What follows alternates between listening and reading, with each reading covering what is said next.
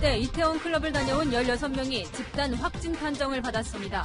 밀집된 유흥시설에서 많은 확진자와 접촉자가 발생하여 정부는 오늘 저녁 8시부터 전국 유흥시설에 운영 자제를 권고하는 행정명령을 내립니다. 주춤하던 코로나19 사태가 지역사회 감염으로 다시 확산될 우려가 커지자 등교 일정이 확정된 학생과 부모들이 불안해하고 있습니다. 또 나오니까 부모님들도 걱정이 지금 너무 많으세요. 코로나 대응이 생활 속 거리두기로 완화되자 각종 집회 시위가 제기되고 있습니다. 하지만 집회 소음으로 피해를 봤다는 음식점 주인이 대낮에 흉기를 들고 집회 참가자를 위협하다 경찰에 붙잡혔습니다. 단독 보도합니다. 일본 위안부 문제 해결을 위해 30년간 함께했던 정대협 출신 더불어시민당 윤미향 당선자와 피해자 이용수 할머니가 성금 사용처 등을 놓고 갈등을 빚고 있습니다. 법원이 조국 전 법무부 장관의 부인 정경심 동양대 교수에 대해 증거인멸 우려가 없다는 이유로 오는 10일 자정 석방하기로 했습니다. 조 전 장관은 유재수 전 부산시 경제부시장의 감찰 무마 의혹에 대한 첫 재판에서 혐의를 부인했습니다. 지치지 않고 싸우겠습니다. 미래통합당의 새 원내대표에 오선의 주호영 의원이 선출됐습니다. 주신임 원내대표는 패배의식에서 벗어난 강한 야당을 강조했습니다.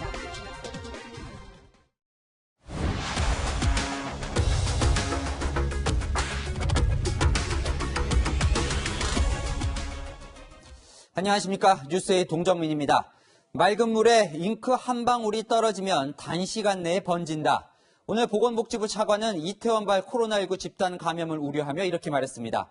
이 잉크는 하루 만에 모두 16명으로 퍼졌습니다. 오후 6시 기준인데요.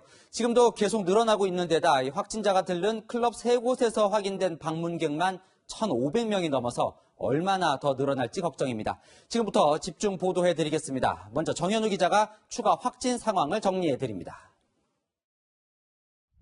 클럽 상호가 A4 용지로 가려져 있고 문틈엔 보건소가 보낸 긴급 안내문이 꽂혀 있습니다. 29살 용인 확진자가 다녀간 이태원 클럽 중 한 곳입니다. 그런데 하루 사이 용인 확진자와 관련된 14명이 추가 확진 판정을 받으면서 비상이 걸렸습니다.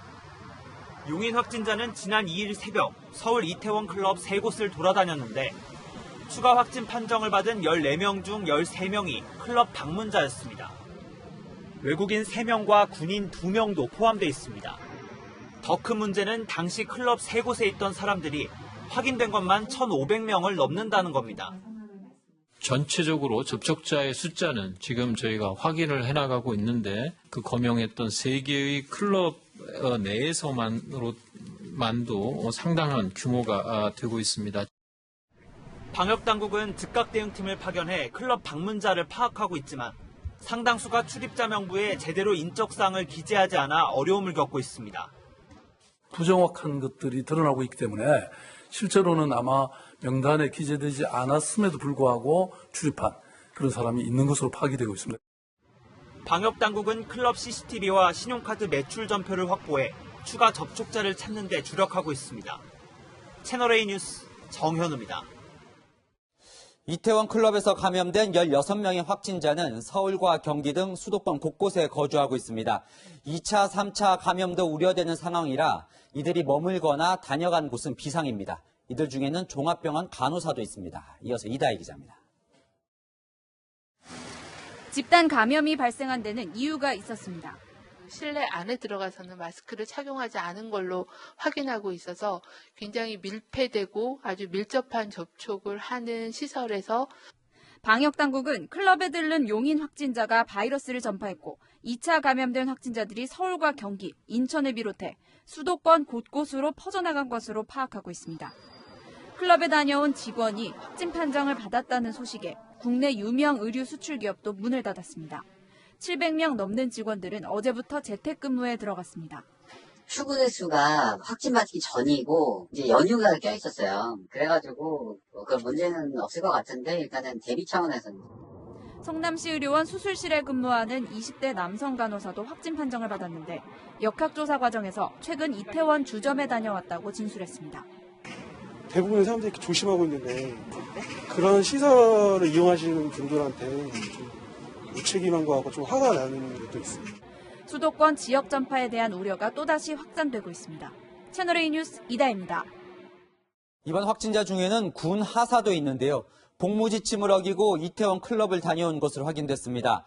그동안 군은 장병들의 외출 휴가를 통제하며 잘 관리해 왔는데 하필이면 76일 만에 첫 휴가를 허용한 오늘 국방부 영내에서 첫 확진자가 나온 겁니다.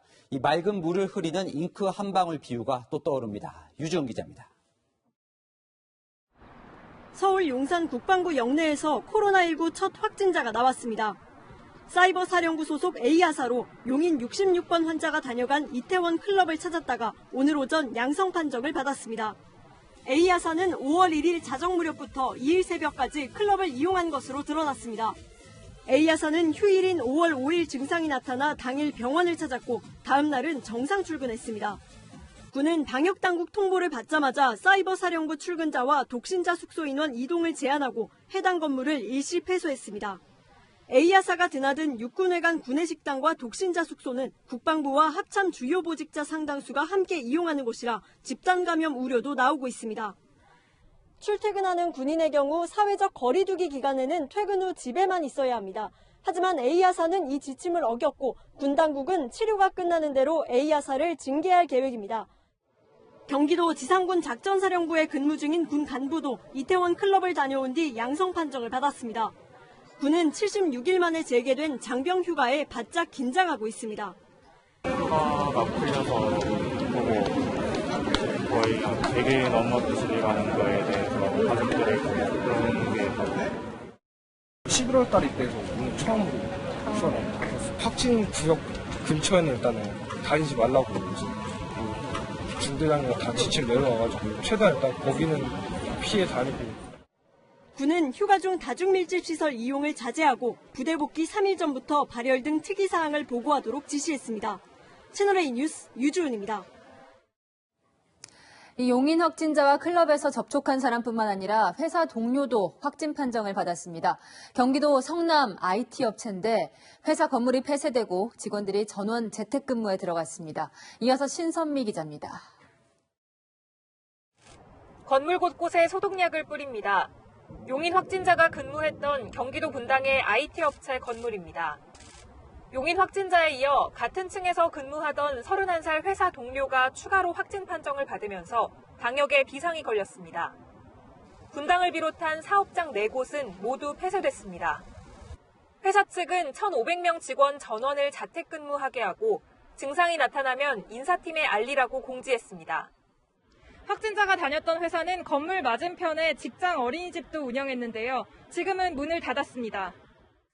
용인 확진자의 경우 연휴가 시작된 지난달 30일부터 회사에 출근하지 않았습니다. 하지만 회사 동료가 확진 판정을 받으면서 지난 2일 클럽에 들르기 전부터 바이러스를 전파했을 가능성에 무게가 실립니다. 업체 주변에는 아파트 단지와 학교도 밀집돼 있습니다. 많이 염려되죠. 집에서 거의 이제 외출을 안 하게 되고 지금 이 상태에서 또 20일간 등교하는 것도 굉장히 또 불안한데.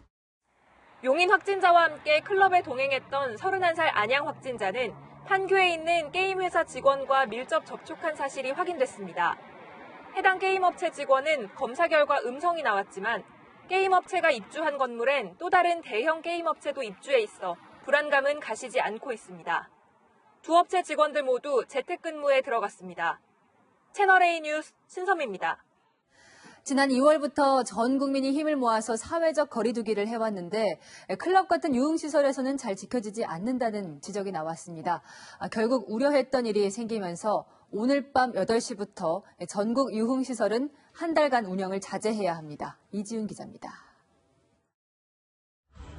사회적 거리 두기가 한창이던 지난 2월 말 클럽 밖에 손님들이 길게 줄을 늘어서 있습니다. 마스크를 쓴 직원이 손님들의 열을 잽니다. 뭐 하는 거예요? 왜 열차해요? 하지만 안에 들어가면 방역 수칙은 전혀 지켜지지 않습니다. 바짝부터 음악에 맞춰 춤을 추고 마스크를 제대로 쓴 사람은 찾아볼 수 없습니다. 같은 술잔을 친구와 나눠 마시기도 합니다.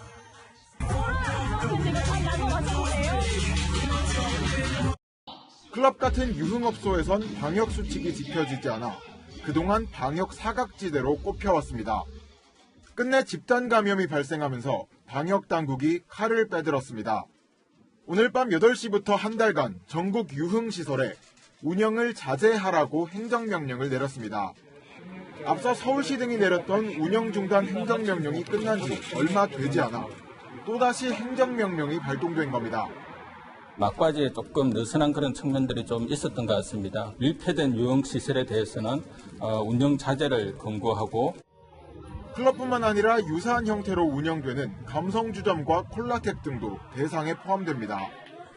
이들 시설을 이용하려면 반드시 마스크 착용과 거리 두기를 준수해야 하고 업주는 하루 2차례 실내 소독과 출입자 명부 작성 같은 까다로운 수칙을 지켜야 합니다. 정부는 지자체들과 함께 업소들이 방역 수칙을 제대로 지키는지 집중 단속할 계획입니다. 채널A 뉴스 이지훈입니다. 다음 주에 학생들 등교가 예정돼 있는데 집단 감염이 또 터져 나와서 학부모들 걱정이 많습니다. 아이들 수업을 듣게 될 교실을 직접 방역하러 나온 분들도 있습니다. 장하연 기자가 만나봤습니다. 학교에 들어온 사람들이 방호복으로 갈아입습니다. 마스크와 장갑만이 아니라 고글까지 착용합니다. 가방봉사단 화이팅! 다음 주 수요일 고등학교 3학년의 첫 등교 수업을 닷새 앞두고 구청 직원이 아닌 학부모들이 직접 학교 방역에 나섰습니다. 교실 구석구석에 소독약을 뿌립니다. 혹여나 소독이 안 된 곳이 있을까 사물함 안쪽까지 여러 번 닦습니다. 우리 아이가 공부할 곳이라는 생각에 손길이 더 바빠집니다.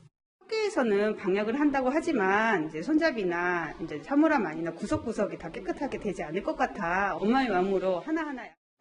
서울 이태원 클럽 집단 감염으로 2차 대유행이 우려되는 가운데 정상적인 등교 개학이 가능할지 걱정하는 목소리도 나옵니다. 잠정했으면 좋았다 생각을 했는데 또 용인 저기가 또 나오니까 아이들이 다음 주에 개학을 앞두고 지금 오늘 모이신 학부모님들도 걱정이 지금 너무 많으세요. 최대 잠복기가 14일인 점을 고려할 때 다음 주부터 학년별 순서대로 시작되는 등교가 또 다른 뇌관이 되지 않을지 걱정하는 겁니다. 방역당국은 며칠 동안 상황을 예의주시한 뒤 등교 개학일 조정 여부를 검토하기로 했습니다. 채널A 뉴스 장하연입니다. 네, 자세한 이야기 정책사회부 김단비 기자와 짚어봅니다. 자, 김 기자, 이 용인 확진자가 얼마나 많이 퍼뜨렸을까? 그게 지금 가장 우려되는 대목인데 네. 그 확진자가 그 클럽과 주점을 간 그날 그곳을 방문한 사람만 지금 1,500명이 넘는다는 거잖아요. 네, 맞습니다. 이 방역당국은 용인 확진자를 이번 집단 감염의 첫 환자로 보고 있습니다. 이 확진자를 통해 클럽에서 2차 감염이 이뤄졌다는 건데요. 남성이 지난 2일 들렸던 클럽 3곳의 방문 기록을 살펴보니 방문자는 모두 1,510명으로 나타났습니다. 가장 오래 머물렀던 킹클럽의 경우 650명이 방문한 것으로 드러났고 트렁크 클럽과 클럽 퀸에서도 각각 540명, 320명이 방문한 것으로 확인됐습니다. 이 당시 방문자들은 이제 클럽에 출입을 할 때 신원을 기록하도록 했다는 건데 그렇죠. 그 신원에 지금 오류가 많아서 지금 더 어려움을 겪고 있다는 거죠. 맞습니다. 그 남성이 클럽을 방문한 지난 2일은 고강도 사회적 거리 두기가 여전히 시행되던 시기였습니다. 유흥업소 같은 집단 시설은 하루 2회 환기와 소독은 물론 방문자 신원을 기록하고 관리해야 되는데요. 문제는 이들 클럽이 작성한 출입자 명단이 오류 투성이라는 겁니다. 방문자가 자신의 이름과 사는 곳 그리고 휴대전화 번호를 기입하는 것을 꺼리거나 허위로 작성했을 가능성이 있다는 겁니다. 서울시 발표에서도 이런 부실한 명단 작성 문제가 대두되기도 했습니다. 오늘 박원순 서울시장은 출입자들이 모두 명단에 기재돼 있는지 조사하고 있는데 부정확한 게 드러나고 있다며 명단에는 없는데 출입한 사람들이 있다고도 말했습니다. 이 방역당국은 명단 외에 CCTV와 카드 사용 내역 등을 확인해 방문자를 찾고 있는데요. 이 지역사회 전파를 막기 위해서 방문자들이 자발적으로 신고해 주기를 호소하고 있습니다. 이들 클럽을 지금 보시는 게 바로 오늘 지자체가 시민들에게 배포한 문자입니다. 이들 클럽을 방문한 사람은 외출을 자제하고 증상이 있으면 보건소를 찾아와 달라는 안전 문자를 오늘 시민들에게 배포하기로 했습니다. 네, 또 궁금한 게 이 남성이 이날 이제 클럽과 주점 5곳을 갔는데 네. 그중 이제 3곳만 구체적으로 밝혔어요. 그리고 그날 이후에 뭐 강원도도 다니고 여러 곳을 다녔잖아요. 그렇죠. 그것도 지금 조사를 하고 있겠죠? 예, 맞습니다. 이 방역 당국이 공개한 남성의 그날의 동선을 한번 따라가 보겠습니다.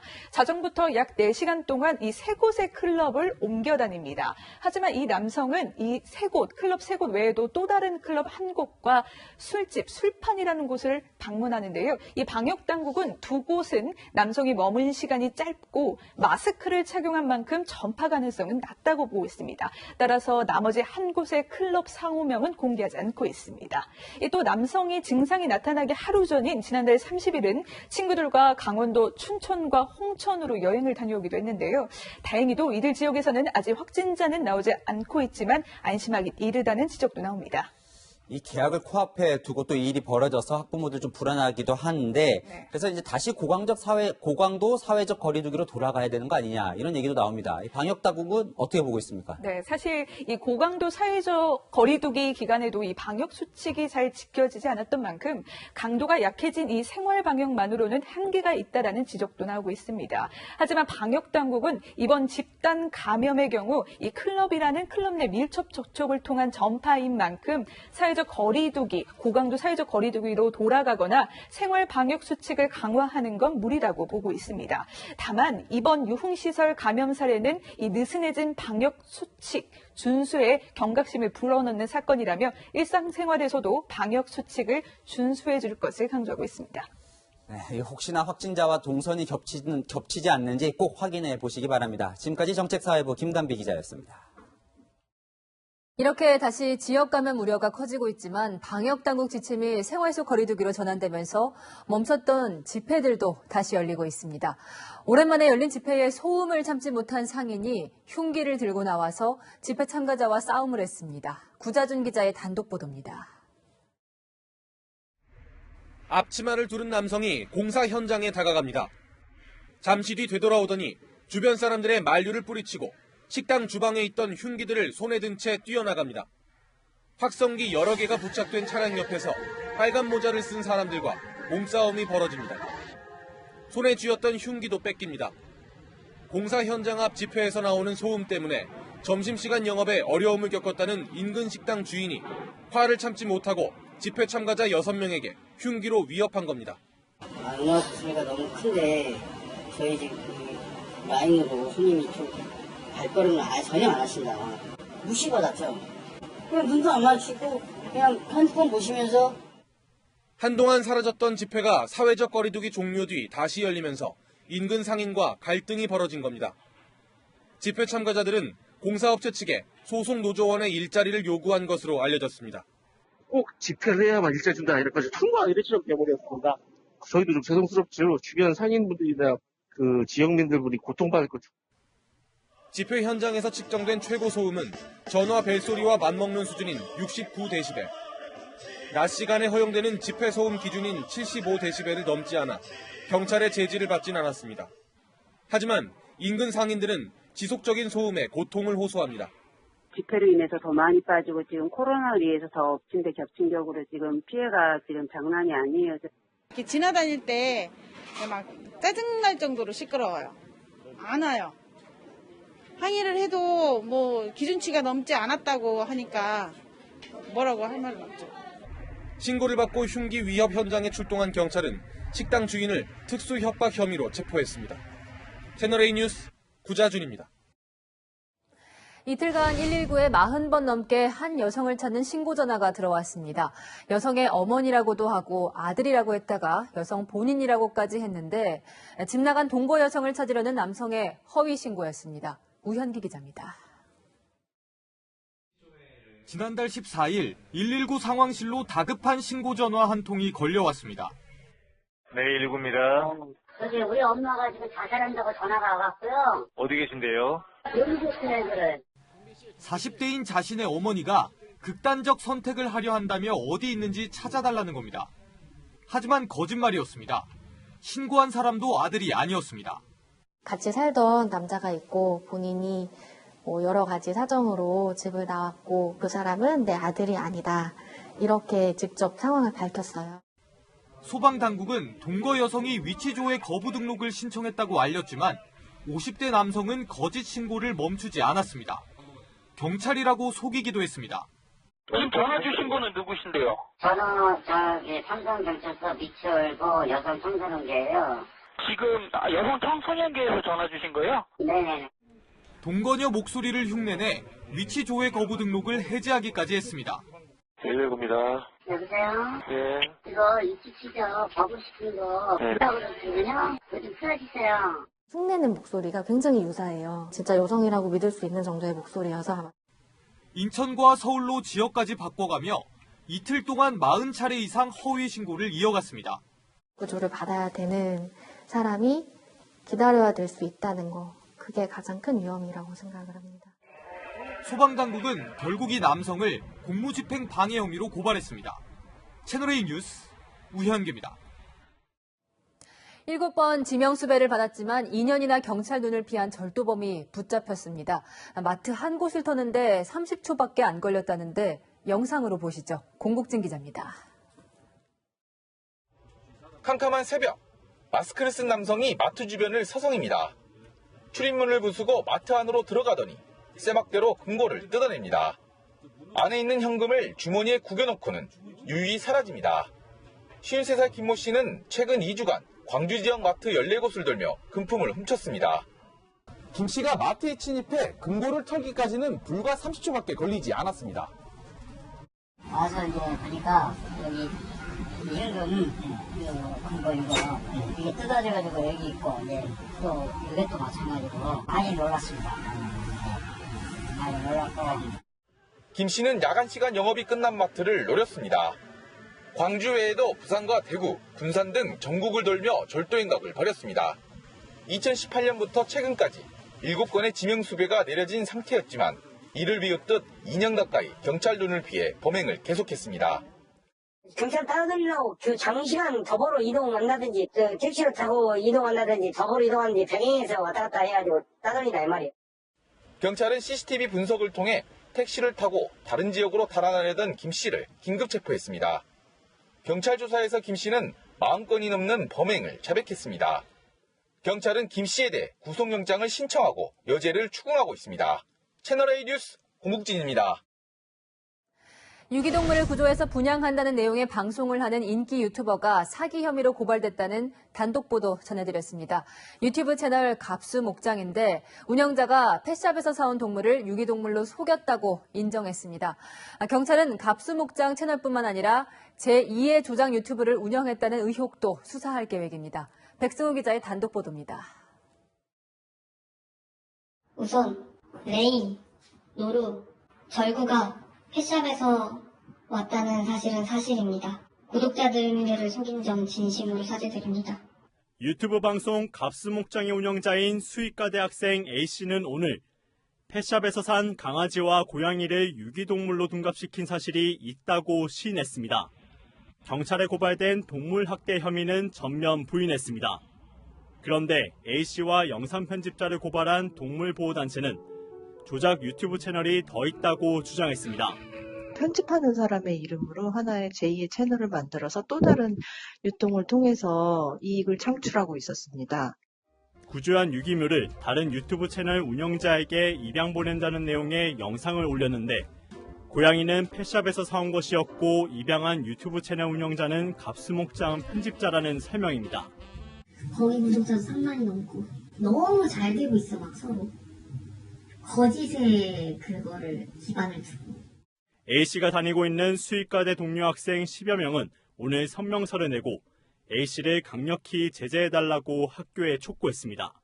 수의학과 쪽에서는 내용 파악을 하고 있고요. 징계 여부를 논의할 예정입니다. 채널A는 A씨로부터 해명을 들으려고 여러 차례 연락했지만 답변을 들을 수 없었습니다. 대한수의사회와 전국수의학도 협의회는 진상 파악에 나섰습니다. 채널A 뉴스 백수입니다. 일본군 위안부 피해자인 이용수 할머니가 수요 집회에 참여하지 않겠다고 선언했습니다. 정의기억연대 등 관련 단체에 이용만 당했다고 말했습니다. 비례대표로 국회의원이 된 윤미향 전 이사장도 비판했습니다. 먼저 홍진우 기자입니다. 이용수 할머니가 30년 가까이 함께한 수요 집회에 더 이상 참석하지 않겠다고 선언했습니다. 저는 수요 대본을 마치랍니다. 마치고 이것 때문에 학생들이 마음의 상처가 크다고 생각합니다. 성금이나 기금 등이 할머니들에게 쓴 적이 없으며 참가한 학생들이 낸 성금이 어디 쓰이는지 알 수 없다고 주장했습니다. 30년 넘게 위안부 관련 단체에 이용만 당했다고도 했습니다. 어디를 믿어야 되고 어느 말을 들어야 되고 어느 말을 해야 되고 모릅니다.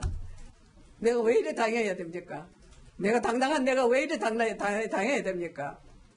비례대표로 당선된 윤미향 전 정의기억연대 이사장에 대해서도 국회의원을 하면 안 된다고 날을 세웠습니다. 윤 당선인이 언론 인터뷰에서 이 할머니가 윤 당선인을 지지했다는 말도 모두 지어낸 거란 겁니다. 윤미향 씨가 같이 문제 해결하려고 온다면 같이 하겠습니다. 하지만은 국회의원은 안 됩니다. 이 문제 해결하기 전에는 안 됩니다. 이용수 할머니는 지난 3월부터 주변 지인들에게 기자들을 불러 이야기하고 싶다고 요청한 것으로 알려졌습니다. 이용수 할머니는 30년 넘게 국내외에서 위안부 관련 사회운동을 해왔습니다. 지난 2007년 미국 하원에서 일본군 위안부 사제 결의안이 통과될 때 증언에 나섰고 그 이야기는 영화로 만들어지기도 했습니다. 채널A 뉴스 홍진우입니다. 윤미향 더불어시민당 당선자는 할머니 기억이 달라졌다고 반박합니다. 정의기억연대는 관련 영수증과 이체 내역을 공개했고 더불어시민당은 윤 당선인을 감싸고 있습니다. 누구 말이 맞는 걸까요? 황아람 기자입니다. 더불어시민당 윤미향 당선자가 SNS를 통해 이용수 할머니의 주장을 반박했습니다. 성금 유용 의혹에 대해 할머니에게 드린 지원금 영수증을 지장이 찍힌 채로 보관하고 있다고 밝혔습니다. 또 2015년 한일 위안부 합의금을 몰랐다는 주장에는 어제 할머니와 통화할 때 기억이 달라지신 것을 알았다며 뒤늦게 다른 말을 하고 있다는 취지로 설명했습니다. 윤 당선자가 지난 3월까지 이사장을 지낸 정의기억연대는 오늘 오후 블로그에 영수증 4장을 공개했습니다. 1992년부터 1993년까지 생활지원금으로 100만 원과 250만 원을, 2017년에는 1억 원을 이체했다는 내용입니다. 다 공개된 건 아니고 중요하게 참고하실 만한 자료를 먼저 그 보도자료로 보내드린 거고요. 정 의원은 위안부 피해 할머니들의 피해 사실 증언과 소송 지원 활동, 수요 시위 등의 후원금이 사용되고 있고 회계 감사를 통해 검증받고 있다고 밝혔습니다. 더불어시민당도 이용수 할머니의 기억이 왜곡됐다고 주장했습니다. 그 할머님의 주변에 계신 최모 씨라는 분에 의해서 조금 기억이 이제 왜곡된 것 같고요. 윤미향 씨가 늘 말하듯이 위안부 문제, 이것이 국회에서 또 해결될 부분은 분명히 있는 것 같습니다. 총선 전인 지난달 초 가자평화인권당 최용상 대표는 윤 당선자가 반일 감정을 갖는데 이용수 할머니를 이용했다고 기자회견을 했습니다. 채널A 뉴스 황아람입니다. 다음 소식입니다. 코로나19로 잔뜩 예민해진 미국 시민들의 분노 범죄가 잇따르고 있습니다. 이 총기 사건이라 더 무서운데요. 백인은 흑인에게, 손님은 직원에게 총을 쐈습니다. 캘리포니아 윤수민 특파원이 보도합니다. 달리기 하던 흑인 남성이 도로 위에 멈춰선 트럭을 발견합니다. 이어 피해가려고 방향을 튼 순간 백인 남성이 총을 쏩니다. 25살 흑인 청년은 격렬하게 저항했지만 총에 맞은 뒤 도로에 쓰러집니다. 백인 남성들은 부자지간으로 수배 중인 강도 용의자로 착각했다고 진술했습니다. I want to see these people go to jail, go to prison, whatever. They need the harsh crime they can get. 하지만 사건 발생 2달이 지났는데도 아무런 처벌이 이루어지지 않고 있자 미국에서 항의 시위가 벌어지고 있습니다. 코로나19로 인한 총기 사건도 잇따르고 있습니다. 지난 1일에는 마스크 착용을 요구한 경비원에게 총격을 가했던 사건이 발생했고 이번에는 매장을 찾은 30대 여성이 코로나19 제한 조치로 식사를 못한다는 안내를 받자 총을 꺼내 들었습니다. Dining room was closed due to COVID-19. The suspects became agitated and fired 2 to 3 rounds. 이런 가운데 트럼프 대통령을 수행하던 해군 소속 파견 군인이 코로나19 확진 판정을 받았습니다. I've had very little personal contact with this gentleman. Mike has had very little contact with him. 트럼프 대통령은 이후 음성 판정을 받았지만 해당 군인이 마스크를 쓰지 않고 근무한 것으로 알려지면서 백악관 내 마스크 미착용에 대한 비판이 나오고 있습니다. 미국 캘리포니아에서 채널A 뉴스 윤수민입니다. 하루에 확진자가 10,000명씩 늘어나고 있는 브라질은 경제 붕괴의 조짐마저 보이고 있습니다. 전체 인구의 절반 수준인 1억 명 이상이 취약계층으로 전락해 국가 재정이 고갈될 수 있다는 전망이 나왔습니다. 박수유 기자입니다.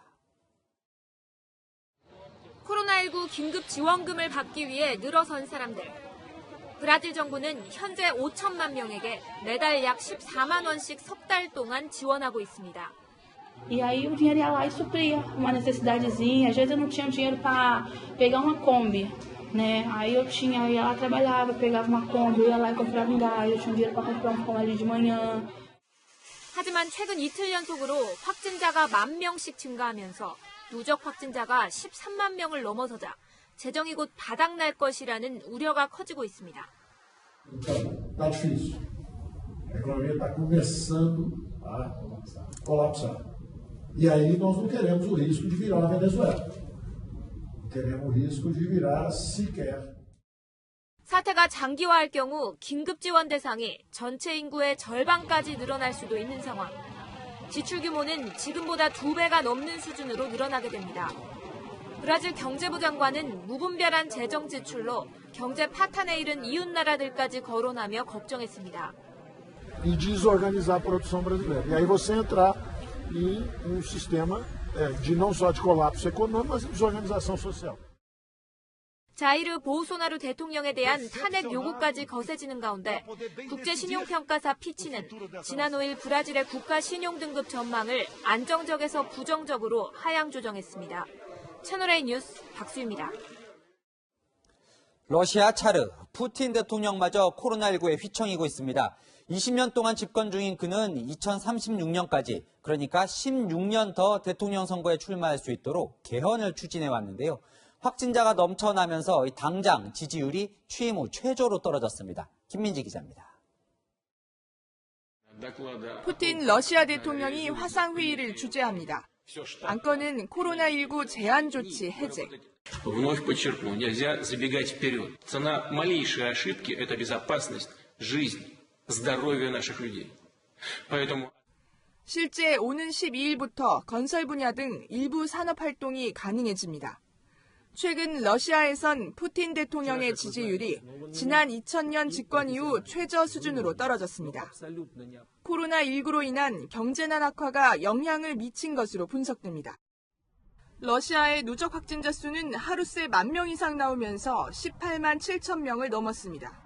확진자가 집중된 모스크바에서도 마스크 등을 써야 합니다. 12 числа будет вводиться еще и жесткий режим проезда на общественном транспорте только в масках, только в перчатках. 이런 가운데 프랑스는 다음 주부터 이동 제한령을 일부 해제합니다. Concernant le Covid-19, donc avec un virus si adapté que les enfants pourront pouvoir rentrer tranquillement à partir de la semaine prochaine. 오는 11일부터 유치원과 초등학교가 개학하고 음식점과 술집을 제외한 상점도 문을 열 수 있습니다.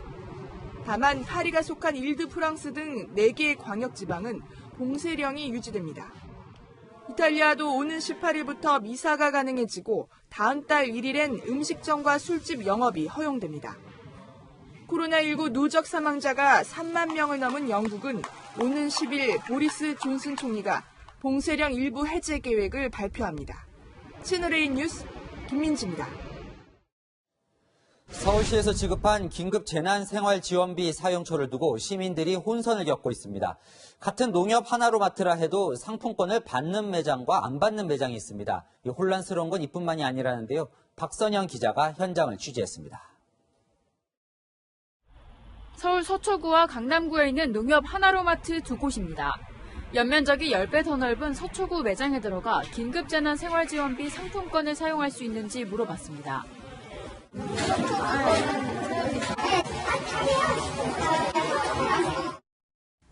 상대적으로 규모가 작은 강남구 매장. 같은 간판인데 상품권으로 결제가 불가능합니다. 선행카드나 상품권으로 되는 건 안 되냐고. 예를 들어서 뭐 이런 거 QR코드 그래서 이러면 안 된다는 거예요. 사업 등록 형태가 제각각이기 때문입니다. 강남구에 있는 매장은 대형마트로 등록됐지만 규모가 더 큰 서초구 매장은 물류 유통업입니다. 이용 제한 업종이 있어서 하나로마트가 대형마트 이렇게 만약에 등록 업종이 되어 있으면 안 돼요. 이제 중소형 마켓으로 되어 있다거나 뭐 이렇게 되면 결제가 가능하고요. 시민들에게 생활 지원비로 지급된 선불카드 역시 대형마트에서 혼선이 빚어지고 있습니다. 이마트와 롯데마트에서 결제되지 않았던 선불카드가 홈플러스에선 사용 가능한 겁니다. 마트 관계자들도 곤혹스럽습니다. 어떤 분은 화내고 가죠. 그러면서 돈을 왜 줬냐고. 아, 진짜요? 하지도 못하게 하면서 우리가 이런 걸 보는 거예요. 생활 지원비가 충전되는 특정 선불카드가 홈플러스와 제휴를 맺은 상태이기 때문입니다. 선불카드로 나옵니다. 기프트카드로 받으신 분들은. 오락가락하는 사용처 기준에 시민들은 불만을 터뜨립니다. 꼭 전통시장만 사라고 하니까 그런 점에서 많이 불편하죠. 그래서 이곳에서도 사용할 수 있도록 해주시면 더 감사하겠어요. 지역 소상공인을 돕겠다는 취지로 시행된 긴급 재난생활비 지원 사업이 제각각 기준으로 논란이 되고 있습니다. 채널A 뉴스 박선영입니다. 문재인 대통령은 어제 긴급 재난지원금 전액을 기부하겠다고 밝히면서 자발적 선택이라고 말했었죠. 기부 물결이 공직사회를 넘어 금융권으로 확산되고 있습니다. 이 취지는 좋지만 기부 형태를 보면 이게 자발적 선택인가 고개를 갸웃하게 하는 대목도 있습니다. 안건우 기자입니다. 자발적 기부에 가장 먼저 나선 건 금융권입니다. 농협은 지난 5일 본사와 계열사 상무급 이상 임직원 5천 명이 긴급재난지원금 기부에 참여한다고 밝혔습니다. 기부금 규모는 20억 원에서 많게는 50억 원에 이를 것으로 추산됩니다. 문제는 기부가 정작 당사자들에게 일일이 의사를 묻지 않고 결정됐던 겁니다. 농협 측은 관여는 아니라고 선을 그었습니다. 과거에도 동의를 구하기보단 본사 회의에서 경영진들이 결정하면 일선 임원들도 참여했기 때문에 문제가 없다는 입장입니다. 앞서 연봉 5천만 원 이상 임직원 2,700여 명이 지원금을 기부하기로 한 메리츠 금융그룹도 마찬가지. 지난달 29일 회사와 노조의 합의로 기부 의사를 밝혔지만 개인 동의를 거치진 않았습니다. 메리츠 측은 기부엔 자발적으로 참여하되 직원이 기부한 금액만큼 회사에서 돌려줄 것이라고 했습니다. 취지는 좋지만 이런 하향식 의사결정이 반강제적인 기부 분위기를 조성할 수 있다는 우려도 나옵니다. 재난지원금을 쓰는 게 본래 취지에 부합한다는 의견도 있습니다. 기부할 형편이 안 되더라도 재난지원금을 소비하는 것만으로도 위축된 예술을 살리는 데 기여하는 것입니다. 박용만 대한상의 회장도 지원금 기부는 기업이 자발적으로 해야 한다며 적극적으로 쓰는 게 경제에 도움이 된다는 말도 나온다고 덧붙였습니다. 채널A 뉴스 안건우입니다.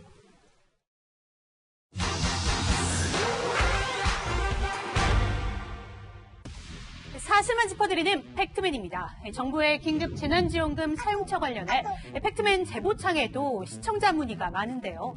시청자분들이 보내주신 질문들 팩트맨이 알기 쉽게 풀어보겠습니다. 첫 번째 문제입니다. 신용카드, 체크카드로 받은 긴급 재난지원금으로 휴대전화 단말기도 살 수 있는지 질문인데요.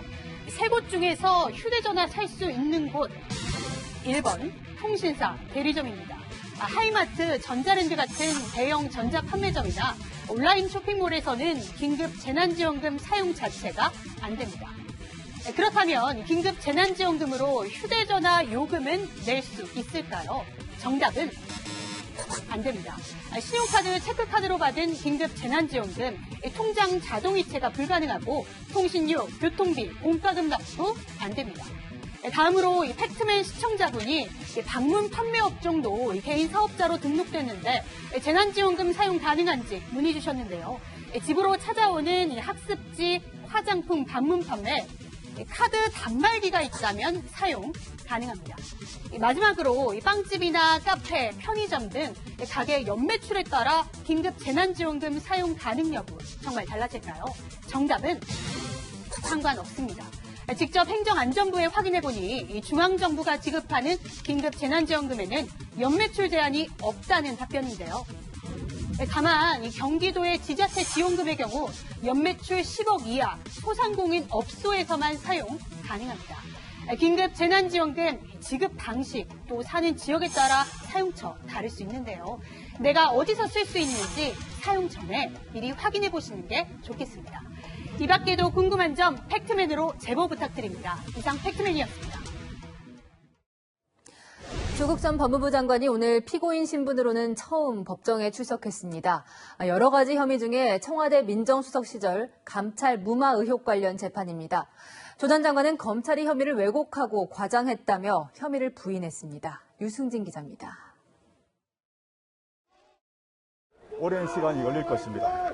그렇지만 지치지 않고 싸우겠습니다. 재판에 넘겨진 지 약 5달 만에 법원에 출석한 조국 전 법무부 장관은 검찰을 향해 날을 세웠습니다. 검찰이 왜곡하고 과장한 혐의에 대해서 사실과 법리에 따라 하나하나 반박하겠습니다. 조 전 장관은 민정수석 시절 유재수 전 부산시 경제부 시장에 대한 감찰 무마 의혹과 자녀 입시 비리 등 12가지 혐의로 재판에 넘겨졌습니다.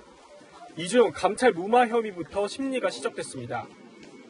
검찰은 먼저 유 전 시장의 감찰을 금융위원회로 이첩했다는 조 전 장관 측의 주장에 대해 이첩이라고 할 만한 조치가 이루어진 적 없다며 비정상적인 감찰 중단이라고 몰아세웠습니다. 그러자 조 전 장관 측은 비위 사실에 상응하는 인사조치를 하라고 한 것이 전부라며 감찰 중단이 아닌 종료라고 혐의를 부인했습니다. 지난 2018년 국회 운영위에서 내놓은 해명동 도마에 올랐습니다. 첩보를 조사를 한 결과 그 비첩보 자체에 대해서는 근거가 약하다고 보았습니다. 증인으로 재판에 나온 이인걸 전 청와대 특감반장이 사실과 맞지 않는 부분이 있다며 첩보를 대부분 확인했고 근거 약하다고 보는 건 잘못된 표현이라고 반박했습니다. 이 전 특감반장은 외압을 받았다는 증언도 내놨습니다. 당시 자신도 천경득 청와대 총무비서관실 행정관에게서 유재수는 우리 편이다, 살려야 이 정부에 도움이 된다는 취지의 말을 들었다는 겁니다. 그러나 변호인은 특감반은 강제수사권이 없어 직권남용죄가 성립될 수 없다고 맞섰습니다. 채널A 뉴스 유승진입니다. 남편이 법원에 출석한 날 부인 정경심 교수의 석방이 결정됐습니다. 법원이 구속기간을 연장하지 않기로 결정한 겁니다. 정 교수는 모레 구치소에서 풀려납니다. 최주현 기자입니다. 서울중앙지법은 조국 전 법무부 장관의 부인 정경심 동양대 교수의 구속기간을 연장하지 않기로 결정했습니다.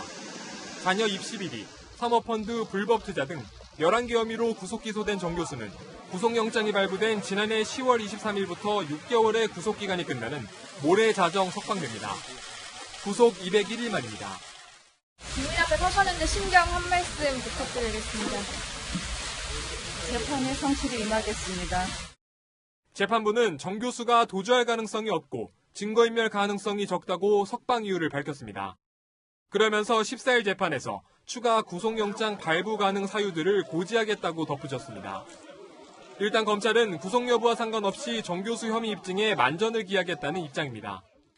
검찰은 앞서 지난달 29일 공범인 조국 전 법무부 장관 오촌 조카 조모 씨에 대해서도 추가 구속영장이 발부됐다며 240쪽에 달하는 구속 연장 사유서를 제출했습니다.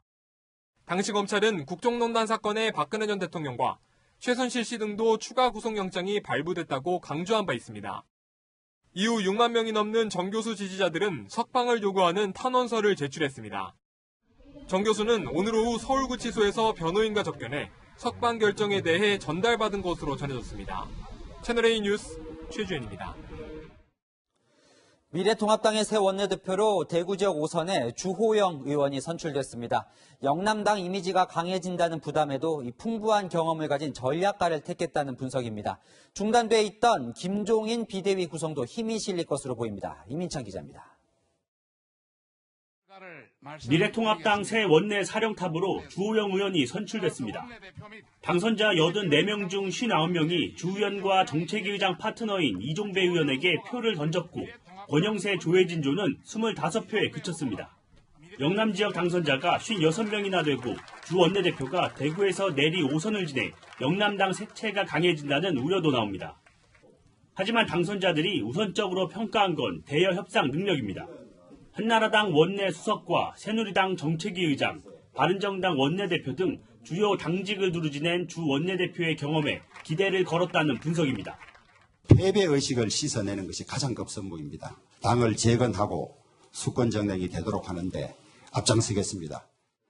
비대위 임기 제한으로 제동이 걸린 김종인 전 총괄 선대위원장 영입에도 힘이 실릴 것으로 보입니다. 완성할 기회도 갖지 않은 채 바로 당권 경쟁에 관한 문제에 있다면서 그렇다면 비대위가 한 방법이 될 수 있다. 주 원내대표는 당선자 의견 수렴 절차를 거친 뒤 김 전 위원장을 만나 비대위 구성을 논의할 계획입니다. 미래한국당과의 통합을 가급적 빨리 하겠다면서도 국민의당과의 연대 가능성을 열어뒀습니다. 대선을 앞두고는 많은 정치 세력들이 통합하고 합치는 것이 바람직하다. 주 원내대표는 현실 의석수를 인정하고 과감히 협조하겠다며 여당과의 협치를 강조했습니다. 하지만 민주당이 요구한 법사위 권한 축소 등의 반대 입장을 밝혀 21대 국회 원구성 협상부터 충돌이 예상됩니다. 채널A 뉴스 이민찬입니다.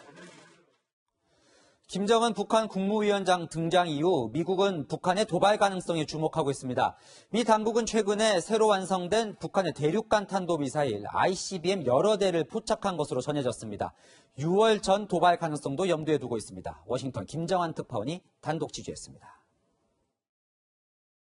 지난 2017년 북한이 ICBM급으로 알려진 미사일을 발사한 평안남도 평성 사인리. 최근 미 당국이 새롭게 만들어진 북한의 대륙간 탄도미사일 여러 대를 이곳에서 포착한 것으로 전해졌습니다.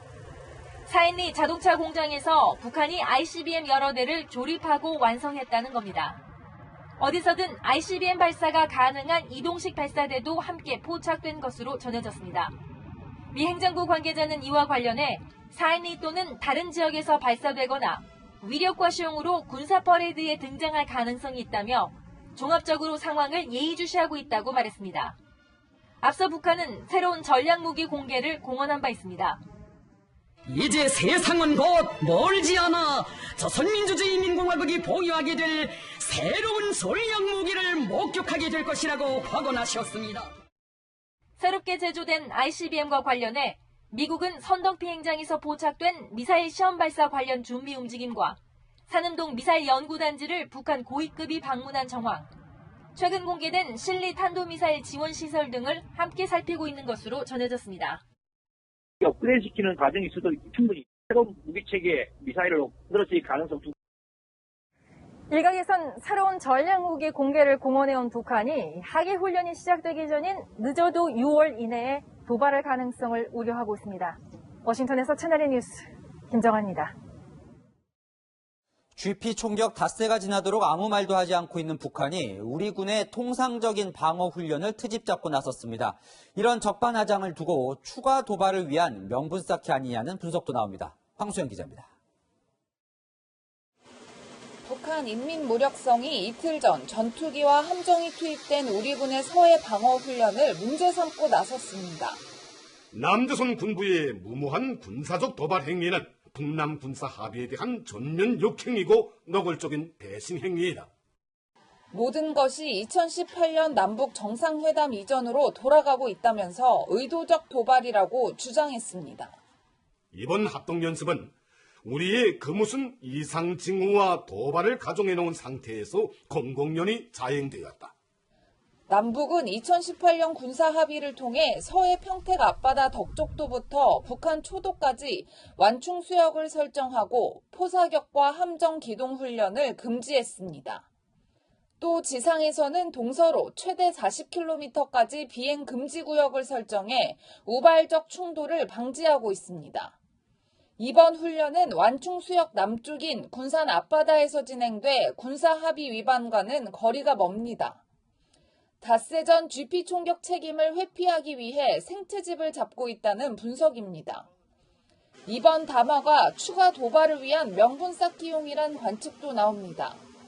인민무력성이 반드시 우리가 필요한 반응을 해야만 하는 상황이라고 언급했기 때문입니다.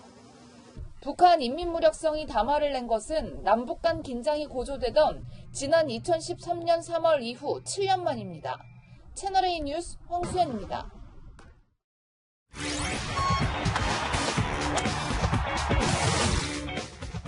윤태진 아나운서의 사정으로 오늘은 제가 대신 스포츠 소식 전해드리겠습니다. 손흥민이 오늘 해병대에서 퇴소했습니다. 150명 넘는 동기 중에 1등으로 훈련을 수료했다고 합니다. 사격도 10발 모두 명중했다는데 김민곤 기자가 전해드립니다.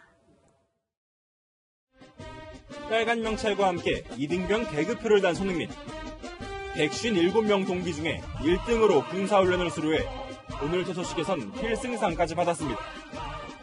각계 전투훈련에선 분대장으로 활약했고 사격훈련에선 멸발 전부를 명중시켰습니다. 동기들 사이에서 큰 형 같은 존재였지만 장난기도 많았습니다. 몸이 조금 불편했던 친구가 있었는데 이제 총도 잠깐 들러주고 다독여줬던 게 장난기 많고 메롱도 되게 많이 하고. 입소 당시처럼 비공개로 훈련소를 빠져나온 손흥민은 곧장 제주공항으로 향해 김포행 비행기에 올랐습니다.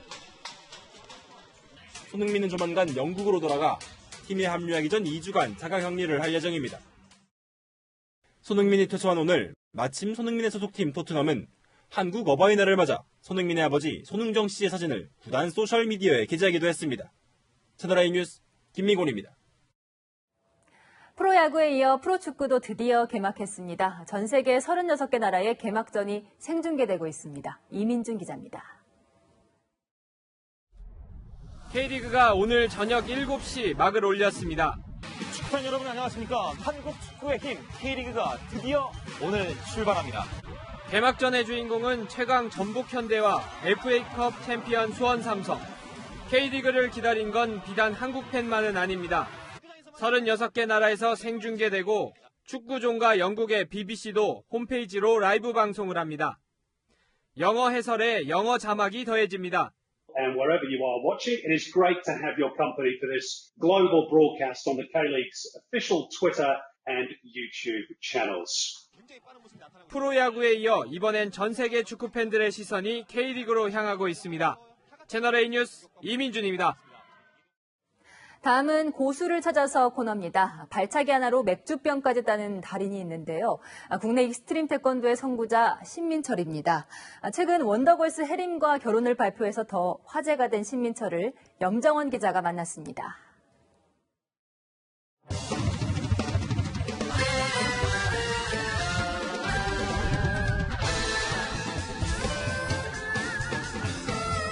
익스트림 태권도로 세계를 제패한 신민철. 특히 발차기는 전매 특허, 3단 격파 후 나머지 한 장도, 덤블링 후 공중 격파도 가뿐하게 해냅니다. 하지만 이 정도로 고수라고 하긴 힘듭니다. 진짜는 이제부터 발차기로 생수병, 유리병을 여는가 하면 촛불도 정확히 끕니다. 심지어는 맥주병까지 시원하게 땁니다. 화려하고 감동을 줄 수 있는 태권도를 한번 보여줘보자. 익스트림 태권도를 태권도계에서 처음 시작한 사람으로서 책임감을 막중히 느끼고 있습니다. 최근엔 원더걸스 멤버 해림과 결혼 발표를 하며 더 화제를 모았습니다. 열심히 할 수 있었던 건 모두 덕분이야. 결혼 프로포즈 했을 때 허락해줘서 고맙고 사랑해. 앞으로 우리 잘 살자. 대한민국 익스트림 태권도의 선구자 신민철. 앞으로의 활약이 더 기대됩니다. 채널A 뉴스 염정원입니다. 오늘부터 나흘간은 전국에 시원한 봄비 소식이 있습니다. 지금은 서울 등 내륙 곳곳에 약하게 비가 시작됐는데요. 차츰 비구름이 확대돼 전국으로 오겠습니다. 이번 비의 특징은 봄비답지 않게 양도 많고 또 강풍과 벼락을 동반하면서 한여름 장대비처럼 요란하고 강하게 쏟아진다는 점입니다. 일요일까지 제주와 남해안, 지리산 부근에는 최고 100mm, 제주 남부와 산지에는 150mm 이상에 집중되겠고 서울 등 중부와 남부 곳곳에는 30에서 80mm의 비가 예상되고 있습니다. 남부 지역은 내일 저녁에는 그치는데요. 서울 등 중부와 전북 지역은 일요일 오전까지도 이어지겠습니다. 특히 내일 새벽부터 낮 사이에는 전국적으로 돌풍을 동반한 세찬 비가 집중되겠고요. 전라도 해안과 경남 해안, 제주 지역에는 태풍급의 강풍이 예상됩니다. 내일 비가 내리는 동안에는 기온이 내려가서 잠시 서늘해지겠습니다. 일요일 낮부터는 날이 개겠고요. 이후에는 대체로 맑고 낮더위도 다시 찾아오겠습니다. 날씨였습니다. 없어요. 다 떨어졌어요. 어디에 가도 없을 거예요. 올해 1월만 해도 백신이 이렇게 부족할 정도로 독감이 무서웠습니다. 그런데 작년과 비교했을 때 떨어진 올 상반기 독감 환자 그래프 보이시나요? 폐렴도 마찬가지고 호흡기 감염증은 작년 2,000명에서 올해 3명으로 떨어졌습니다. 질병관리본부도 놀랄 정도라는데 코로나19 때문에 온 국민이 손을 잘 씻고 사회적 거리를 두면서 생겨난 역설입니다. 150년 전 이런 일도 있었습니다. 오스트리아 산부인과 의사 제멜 바이스. 의사들이 분만 때 손만 잘 씻어도 이 산모 사망률을 9분의 1로 줄일 수 있다고 주장했습니다. 하지만 세균의 개념이 없던 당시 그는 미치광이로 취급받았다고 하죠. 손을 30초만 씻어도 세균의 99%가 없어지는 걸 이제는 다 아는데 저만 해도 요즘 좀 게을러지네요. 우리 건강 우리가 지킵시다. 내일도 뉴스입니다.